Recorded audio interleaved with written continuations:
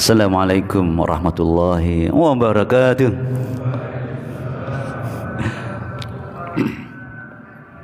Hamdan wa syukran lillahi wahdah, salatan wassalaman li Rasulillah sallallahu alaihi wasallam. Allahumma anta ja'alal Qur'anal 'azima rabi'a qalbi wa nura sadri wa jalaa husni wa dhahaba hammi wa ghammi. Ya Allah, jadikanlah Quran ini penyejuk hatiku, penerang dadaku, pelipur kesedihanku, dan pengusir kegelisahan dan kegalauanku. Ma'asyiral muslimin rahimakumullah. 2 pekan yang lalu, sepekan kemarin saya tidak bisa hadir. Ya. Kita membahas tentang perlu penguatan selalu, bahkan mutlak, keimanan kita kepada akhirat. Karena itulah yang membuat kita sangat mudah menerima kebaikan, kehebatan, kedahsyatan dari Al-Quranul Karim. Kenapa? Karena Al-Quran ini membawa kita ke surga dan tentunya menyelamatkan kita dari neraka jahanam. Dalam hadis riwayat Imam Al-Bahaqi dalam Syu'abul Imannya mengatakan, Al-Quran syafi'un musyaffa'. Quran itu bisa memberi syafaat dan dikabulkan permohonan syafaatnya. Wa mahilun musaddaq, dan pembelaannya akan diterima untuk pembelanya. Man ja'alahu amamahu, maka siapapun yang menjadikan Quran sebagai imamnya, penuntunnya, qadahu ilal jannah, pasti dia akan membawanya ke jannah. Wa man ja'alahu khalfa zahrihi, tetapi jika ada yang menjadikannya, memposisikan Al-Quran di belakangnya, enggak dihiraukan, enggak diperhatikan, ditinggal, saqahu ilan nar, maka itu akan mendorongnya ke neraka. Ya Rahman Rahim. Jadi terjawab kenapa setiap lembaran Al-Quran pasti ada info tentang akhirat. Ya Allah, ya Rabbi, ya Karim. Berarti Al-Quran mengatakan, ini loh kamu aku ajak ke sini kalau itu tentang nikmat-nikmat surga. Ini loh aku hindarkan engkau dari siksa api neraka, ketika ayat-ayat tentang siksa-siksa neraka. Maka pasti poin ini sangat menentukan, yakni siapa yang tekun membaca Al-Quran pasti selamat. Ya Rahman Rahim. Siapa yang rajin membaca Al-Quran sambil memahami maknanya, pasti dia akan terlindungi nanti di akhirat dari siksa neraka.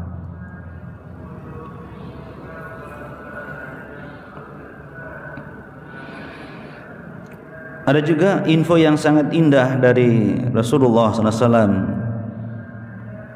dalam hadis riwayat Ibnu Abi Syaibah dalam Al-Musannafnya, inna hadzal Qur'an kainun lakum ajran. Sungguh Quran ini adalah sarana kalian untuk mendapatkan ganjaran. Wa kain lakum dzikron, juga sarana kalian untuk selalu ingat kepada Allah Subhanahu wa ta'ala. wa ka'in lakum wa ka'in 'alaikum wizran, dan juga bisa menjadi sebab kalian mendapatkan dosa. Fattabi'ul Qur'an, maka ikutilah Al-Qur'an. Wala yatba'kum, jangan sampai Qur'an yang mengikuti kamu.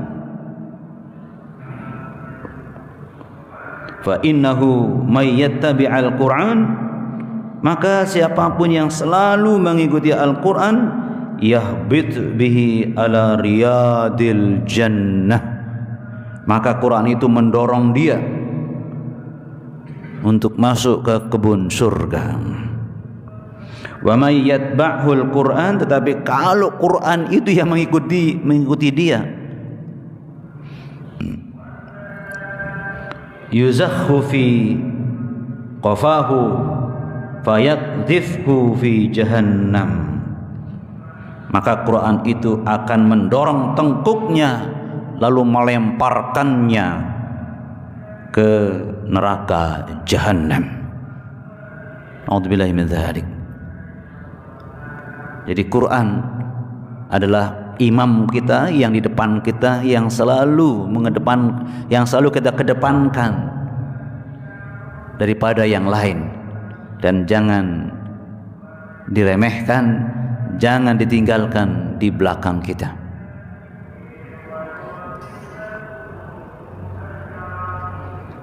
Ada lagi dengan hadis dengan nada yang sama dalam hadis riwayat Ad-Darimi,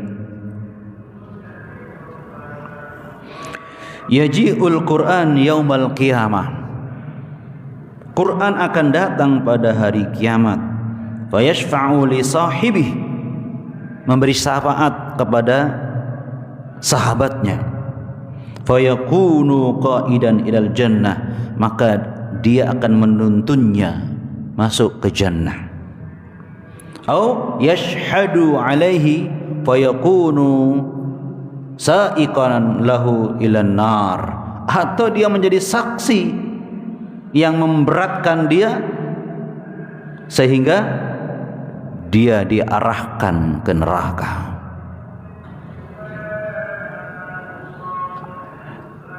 Harus diingat jemaah sekalian, pada penekanan hadis yang terakhir ini ada kata-kata li sahibih. Imam Nawawi dalam kitab Riyadhus Shalihin menyampaikan kepada kita siapakah yang disebut dengan sahabat Al-Quran.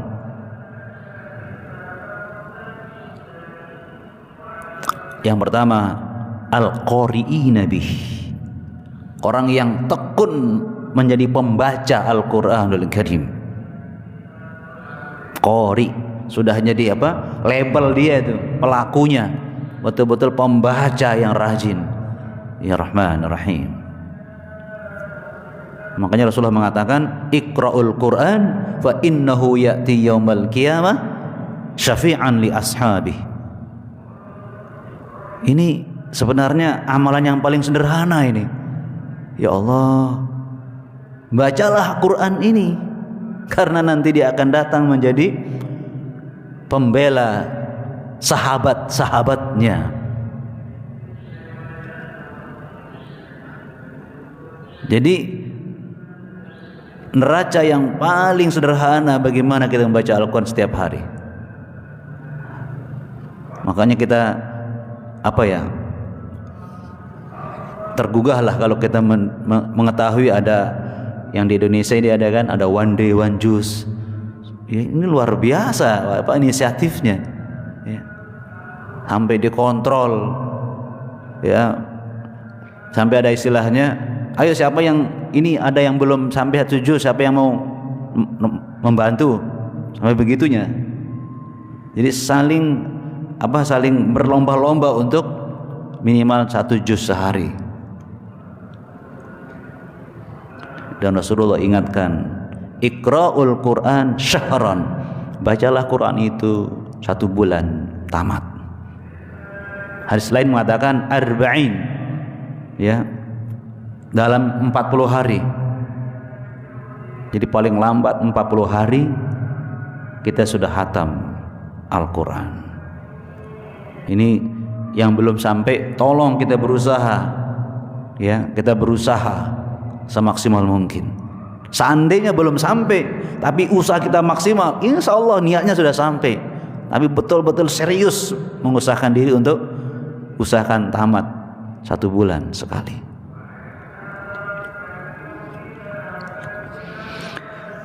Yang luar biasa lagi, jemaah sekalian, hadis yang panjang, saya langsung artinya saja, jemaah sekalian. Nanti pada hari kiamat, Al-Quran, yaitu amalan bacaan Al-Quran, akan dibentuk menjadi seseorang. Jadi wujudnya seseorang, maka ia akan didatangkan kepada seseorang yang memikulnya, tapi ia tidak menyelisihi perintah Al-Quran. Maka jadilah Al-Quran itu, tapi dia menyelisihi perintah Al-Quran, maka jadilah Al-Quran itu musuh baginya. Dan Al-Quran berkata, wahai Rabbku, Engkau menjadikan dia memikulku, tapi dia adalah pemikul yang paling buruk. Dia melampaui batasan-batasanku, menyia-nyiakan kewajiban-kewajibanku, melanggar larangan-laranganku, meninggalkan ketaatan padaku. Terus-menerus Al-Quran melemparkan tuduhan padanya dengan hujah-hujah sampai dikatakan padanya, lakukan terhadapnya apa yang engkau ingin lakukan. Maka Al-Quran tidak melepaskannya sampai dia melemparkannya hingga tertelungkup di atas hidungnya di dalam neraka. Dan Al-Quran didatangkan kepada seseorang yang saleh, lalu dia memikul Al-Quran, menjaga perintahnya, dan ditampilkanlah Al-Quran sebagai pembelanya, seraya berkata, wahai Rabbku, Engkau menjadikannya memikul diriku, maka dia adalah sebaik-baik pemikul. Dia menjaga batasan-batasanku, mengamalkan kewajiban-kewajibanku, menjauhi kedurhakaan terhadapku, mengikuti ketaatanku. Maka terus-menerus Al-Quran melemparkan persaksian untuknya dengan hujah-hujah sampai dikatakan padanya, terserah kamu berbuat apa padanya. Maka Al-Quran tidak melepaskannya sampai memakaikan untuknya pasangan pakaian dari sutra tebal dan memasangkan untuknya mahkota kekuasaan dan meminuminya 1 gelas khamr. Dan tentunya dia dibawa ke surga. Masya Allah. Itulah info-info yang seharusnya membuat saya dan kita semuanya selalu berbinar-binar. Ini sebelum baca Quran ya, ada Quran nih, kita belajar coba-coba sekalian, dengan tidak lebih diberatkan dengan bayangan, aduh masih panas nih, masa mau baca Quran, nah misalnya begitu ya. Kita lawan dengan info-info tadi jemaah sekalian, ini hak. Dan yang kita katakan tadi, ini panas nih, masih siang, itu dunia kecil. Dan itulah pembuktian kita sedang menguatkan iman kepada akhirat selalu. Nah makanya kita tidak akan berhasil mendapatkan manfaat banyak Al-Quran kalau iman kita kepada akhirat itu tidak kuat dan tidak menguasai diri kita. Ma'asyiral muslimin rahimakumullah. Coba, kan Allah ngajari kita, ketika orang-orang munafik mengatakan kepada orang-orang mukmin di Madinah, kenapa bakal berperang, ini panas ini, kan begitu kan? Panas, memang panas sekali kan? Apalagi kita yang orang Indonesia ke Madinah, ya, ini yang sudah pengalaman semua, pipinya kok panas sekali rasanya kan? Tapi apa kata Allah? Ini dia jemaah sekalian. Ketika ada halangan karena kita merasakan lebih beratnya kepayahan di dunia, misalnya dengan panas tadi, kata Allah, katakan neraka jauh lebih panas dari panasnya dunia ini, kan akhirat. Nah, itu cara praktik kita untuk menundukkan nafsu kita jemaah sekalian yang terbelenggu oleh dunia. Tampilkan keimanan kita kepada akhirat. Ingat info ini. Itu loh Quran, itulah yang membelamu nanti di akhirat. Masa berat? Diberatkan oleh payah panasnya. Sekarang musim panas, sampai kita pada flu. Kayak kita lagi lagi balik yang kedua ini. Suaranya ya rahmat. Tidak peduli, iman kepada akhirat lebih membimbing kita dari panasnya dunia sekarang ini. Dan itulah ini dinamakan mujahadah, ya kan? Tetap mengamalkan sesuatu dalam keadaan berat, dan dia dipaksa dan disetir oleh keimanan kepada akhirat. Al-mujahadah badala sa'yahu, mengerahkan segenap kemampuannya untuk tidak dikalahkan oleh godaan-godaan dunia. Saya jadi teringat jemaah sekalian, Ustadz Maksum Tosmum, guru saya di pesantren dulu. Saya ingat beliau ketika membahas tentang mujahadah. Ini saya contohkan nih, ya, agar kita paham apa yang dimaksud dengan mujahadah. Beliau mencontohkan dengan memegang gelas minuman di meja waktu itu. Yang namanya mujahadah bukan selesai, tapi mujahadah itu sampai habis itu, habis ya, itu namanya mujahadah. Bukan selesai, bukan. Kerahkan segenap kemampuan, seperti belasnya sampai dihabiskan gitu jemaah sekalian. Itu mujahadah. Allahu Akbar. Makanya orang yang sampai keluar nyawanya dalam peperangan itu mujahadah. Jadi sampai siap keluar nyawanya, artinya siap mati.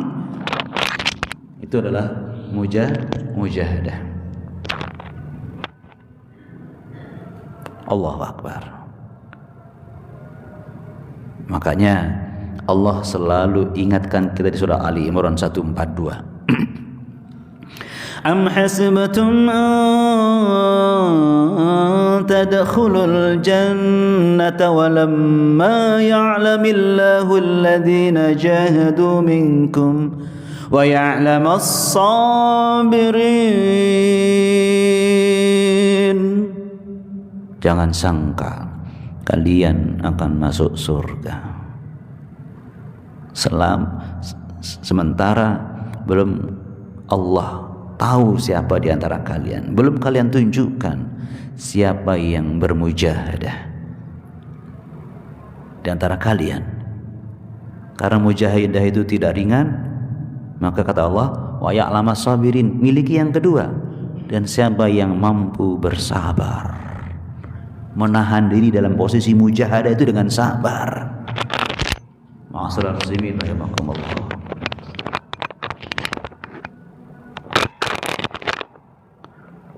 Ya Rahmanir Rahim. Jadi pasti orang-orang yang ke surga itu memaksa dirinya, ya kan, dengan mujahadah dan mengekang diri dengan sabar.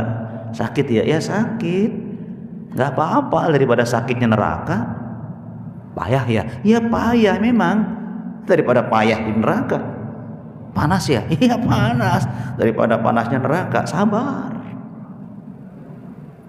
Ya Rahmanir Rahim. Lagi-lagi inilah pentingnya kita selalu menghidup-hidupkan semangat iman kita kepada akhirat. Ya Rahmanir Rahim. Semangatnya. Aduh, lupa. Waktu di Manarul Islam itu selesai ngopi-ngopi gitu, Ustaz ada yang lupa tadi. Apa? Mana semangatnya? Oh iya, sampai saya lupa. Hampir lupa ini coba. Semangatnya. Allahu Akbar. Ya Rahmanir Rahim. Makanya Rasulullah mengatakan apa kepada kita? Memang ini jalannya. Hujibatin naru bisyahawat. Jelas sekali kan? Wa hujibatil jannatu bil makarih. Ya Allah. Coba kan? Apa? Neraka itu dihijab, dihiasi, ditutupi dengan hal-hal yang menyenangkan syahwat.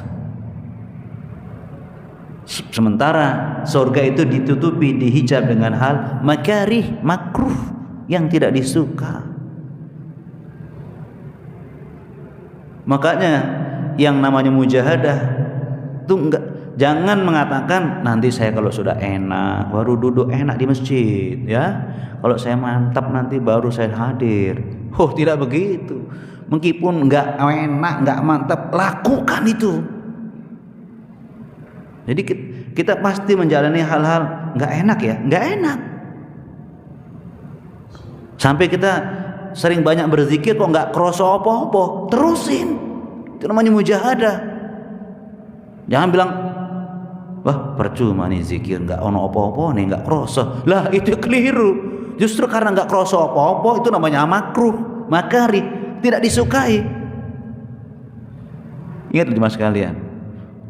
Kok saya percuma sholatnya? Kenapa percuma? Enggak kroso apa-apa. Loh, jangan bilang begitu. Itu pembuktian bahwa memang demikian jalan ke surga. Kadang-kadang enggak enak. Jadi jangan tunggu kita merasa nyaman, enak baru rajin ke masjid atau rajin taklim, rajin dakwah. Oh jangan, harus paksa diri kita sekalian bahagia. Mendingan dipaksa ke surga daripada tulus ke neraka. Betul tidak? Semangatnya. Wah, mendingan dipaksa ke surga daripada tulus ke surga, ke neraka. Nauzubillah min dzalik.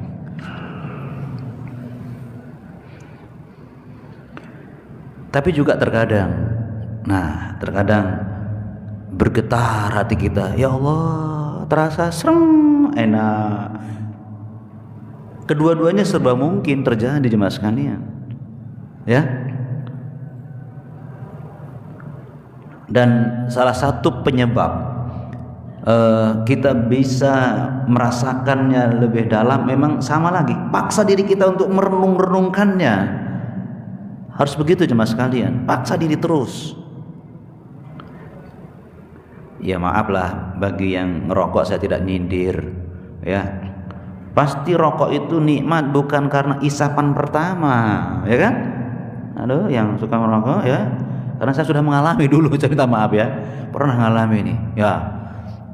Mungkin saya ngisap itu cuma 5 batang mungkin ya. Lah itu kok enggak enak ya. Nah, ambu itu ya. Itu maaf ya, itu pemula katanya. Itu pemula, terusin katanya. Ternyata isapan yang ke 1000 batang baru. Wah, aduh, yang ke 1000 batang.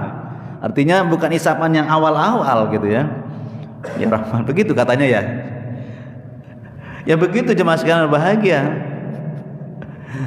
Jadi proses-proses awal pemaksaan, tapi setelah berjalan lebih dalam, insyaallah walladzina jahadu fina lanahdiyannahum subulana. Yang bersungguh-sungguh terus pasti Allah yang menunjukinya, yang memberikan karunia hidayahnya.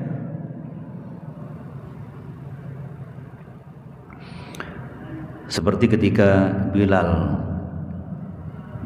menemui Rasulullah untuk segera memimpin sholat. kok nggak datang-datang. Bilal menemui beliau di biliknya, dan ternyata Rasulullah sedang menangis. Rasulullah ditanya, kenapa menangis Rasulullah? Bukankah dosamu sudah diampuni oleh Allah? Kenapa Anda menangis? Bukan karena itu Bilal, karena baru saja turun ayat,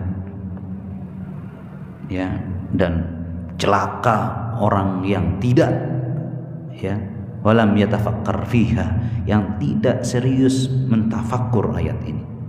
Ini sebagai penutup. Inna fi khalqis samawati wal ardi wa ikhtilafil laili wan nahar la ayatin li ulil albab.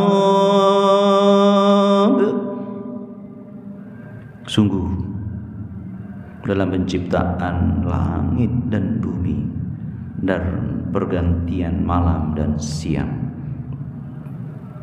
pasti benar-benar ada tanda-tanda kebesaran Allah bagi orang yang berfikir. Saya sering mengatakan, kalau kita baca ayat yang pas kena, tolong diulang lagi, direnungkan lagi, dikali lagi, insya Allah akan semakin terasa nikmatnya. Jadi Rasulullah mengatakan, celakalah orang-orang yang membaca ayat ini tapi tidak mentafakurinya. Mari kita bertafakur lebih dalam, merenungkan ayat itu lebih dalam, insya Allah dengan sungguh-sungguh Allah lanahdiyannahum subulana. Subhanakallahumma bihamdika asyhadu an la ilaha illa anta astaghfiruka wa atubu ilaik. Assalamualaikum warahmatullahi wabarakatuh. Dan tetap semangatnya. Alhamdulillah.